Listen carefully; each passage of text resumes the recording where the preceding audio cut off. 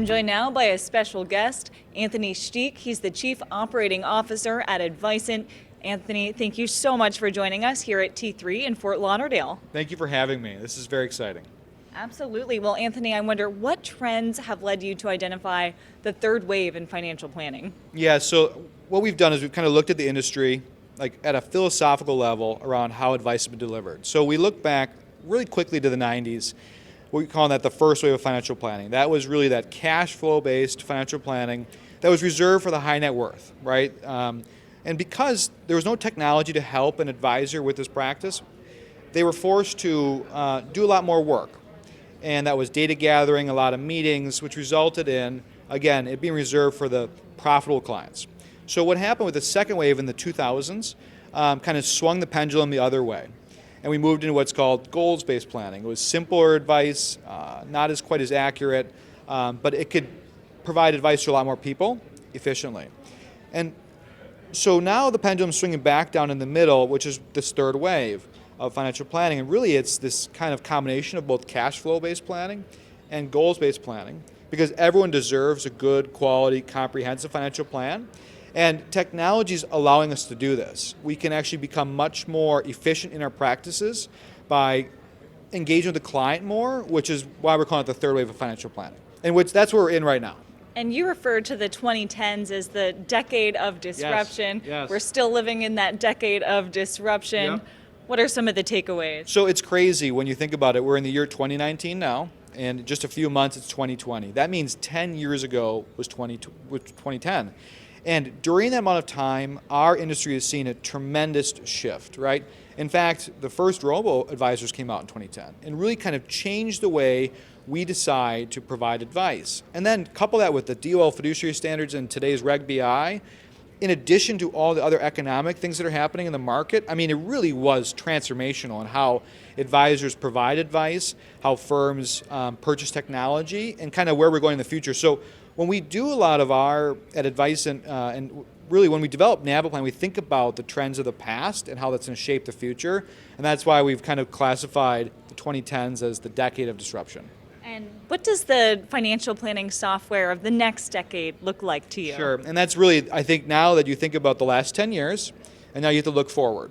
And I think we're going to see three key trends in financial planning software. The first and foremost, the most important one is that advisors provide advice in a niche level, right? And large firms want to provide advice in a very structured way. And gone are the days where the technology controls the advice delivery method. It's going to be the opposite.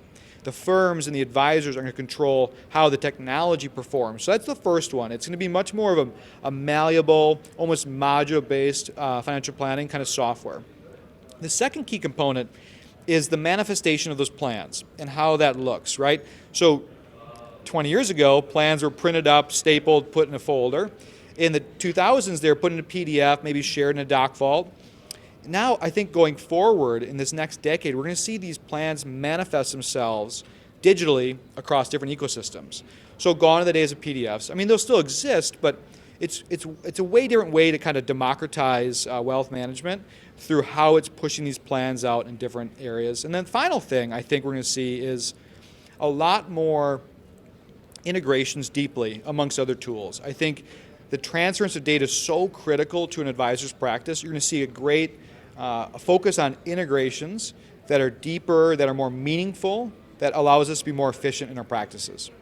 And speaking of new technology and tools, you've unveiled some new technology, API technology here at T3. Can you tell us a little bit about that and how that helps with retirement services? Sure. So actually it's a very exciting day for us at T3 Enterprise here. We're rolling out a batch of APIs that allows a firm the ability to build an entire self-directed planning tool without anyone, in fact. So they can take our APIs and they can go through maybe a 4 or 5 step process, which allows the ability to service a larger spectrum of clients. So think about retirement workplace solutions, think about those low or no touch clients. These APIs, coupled with development front end that these larger firms are doing, they can actually build their own complete experience. So it's very exciting. We have a lot of proof of concepts actually in both Canada and the US, how this is going to look and manifest. But yeah, we're rolling those out officially today at T3. Well, very exciting. Yes. And Anthony, I wonder what's next for NaviPlan? What's next? Wow. I mean, so next year's a big year. It's 2020, right? We're trying to look towards the future. I think you're going to see a lot more around how we're managing big data, because big data is going to power our AI and our ML solutions. So, but I don't want to focus on that. I want to focus on one thing. We talked before about how this third wave is kind of creating a technology shift where we're going to see a lot more technology kind of augmenting how it functions within an advisor's practice. You're going to see that next year from NaviPlan. It's not going to be these fixed workflows, the way things were. We're looking at it very differently. We're allowing the advisor to modify and kind of enhance the workflow so his or her practice is best suited by the technology. So next year, hopefully in the first half, you're going to see some really cool new tech from NaviPlan, which is very exciting. And of course, it's all powered by APIs. Which just creates a bigger library, a bigger catalog of ways to access that data for larger financial services firms. Super exciting.